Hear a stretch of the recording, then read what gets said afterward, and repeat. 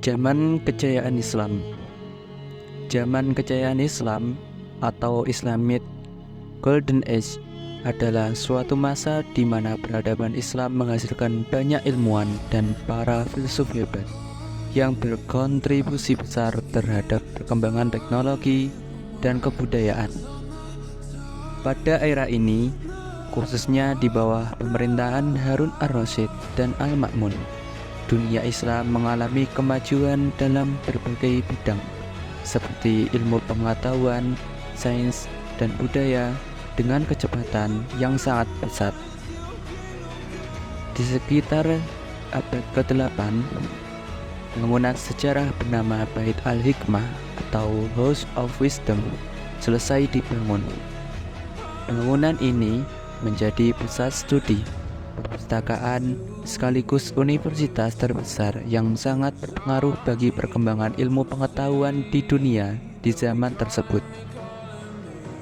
Tahukah kamu bahwa zaman kejayaan Islam ternyata lahir dari berbagai faktor yang saling terkait?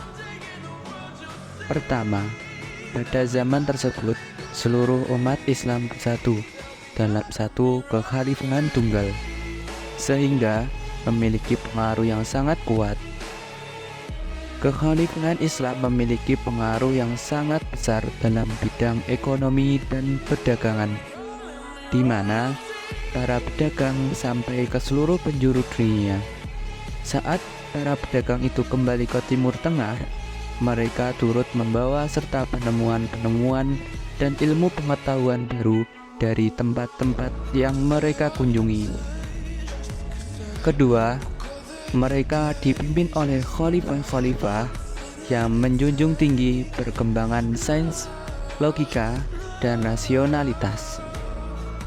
Mereka juga turut menjaga kemajuan ilmu pengetahuan serta berkomitmen dalam membangun toleransi antar umat.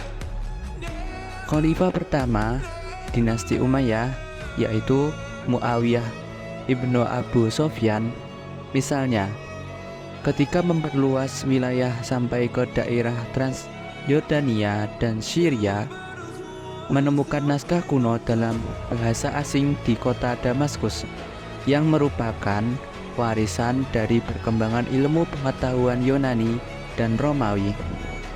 Ia kemudian memutuskan untuk membayar ilmuwan Yunani dan Romawi guna menerjemahkan naskah-naskah kuno asing tersebut ke dalam bahasa Arab. Di antara khalifah zaman kejayaan itu, yang paling menonjol adalah Harun ar-Rasyid dan anaknya Al-Ma'mun.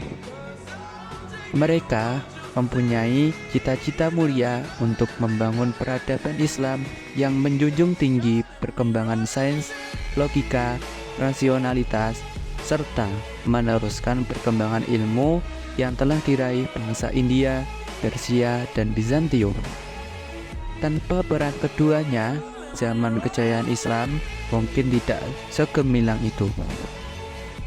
Ketiga, salah satu penyebab zaman kejayaan adalah keputusan yang diambil untuk memindahkan pusat pemerintahan dari kota Damaskus ke kota Baghdad.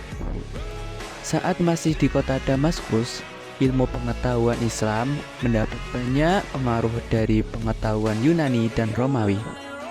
Setelah pindah ke kota Baghdad, ilmu pengetahuan Islam memperoleh tambahan dari pengaruh ilmu pengetahuan Persia, India, hingga Tiongkok. Kenyataan ini tidak terlepas dari letak geografis Baghdad yang lebih strategis dibanding Damaskus, yang memungkinkannya menjadi pusat perdagangan internasional karena letaknya berada di jalur sutra. Karena berada di jalur sutra, Baghdad berhasil menjadi kota metropolitan yang ramai dengan pengunjung dan pedagang. Banyak di antaranya yang memutuskan singgah dan menetap.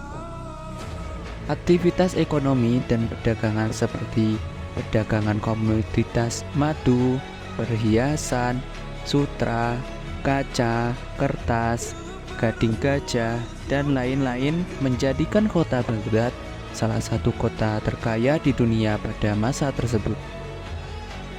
Kejayaan ini membuatnya mampu mendukung berbagai proyek pengembangan ilmu pengetahuan yang sampai hari ini masih sangat berpengaruh di dunia. Melalui interaksinya dengan Tiongkok, baik melalui perdagangan, perang, dunia Islam memperoleh akses terhadap teknik pembuatan kertas dari Tiongkok yang nantinya akan mempermudah dan mempermurah proses penyebaran ilmu pengetahuan. Berkembangnya Baghdad di Irak dan Bukhara di Uzbekistan sebagai pusat perdagangan internasional menjadi daya tarik tersendiri bagi para pelancong termasuk kaum cendekiawan. Hal ini turut mempengaruhi munculnya para ilmuwan jenius dari dunia Islam yang nantinya akan melahirkan berbagai macam karya yang sampai sekarang masih kita gunakan. Ilmuwan-ilmuwan ini antara lain adalah Ibnu Sina atau Avicenna, seorang polimath genius dari Uzbekistan yang namanya terkenal karena mendalami berbagai ilmu pengetahuan, baik filsafat, kedokteran, astronomi, dan lainnya. Salah satu mahakarya yang terkenal adalah bidang kedokteran yang berjudul Al-Qanun fi at-Tibb atau The Canon of Medicine. Karya ini sangat berpengaruh dan menjadi salah satu buku terpenting bagi mahasiswa kedokteran di penjuru Eropa, khususnya di abad pertengahan hingga abad ke-18. Tidak mengherankan jika dunia medis, Ibnu Sina sering dianggap bapak pengobatan modern awal bersama dengan ilmuwan lainnya seperti Hippocrates dari Yunani. Ibnu Sina memang merupakan ilmuwan yang sangat hebat. Namun, selain dia, masih banyak ilmuwan-ilmuwan hebat lainnya dari zaman kejayaan Islam. Siapakah saja mereka? Apa pengaruhnya bagi peradaban dunia? Dan kira-kira apa yang menyebabkan zaman kejayaan Islam ini berakhir? Yuk, kita tunggu kisah selanjutnya di episode mendatang. Terima kasih. Sampai jumpa.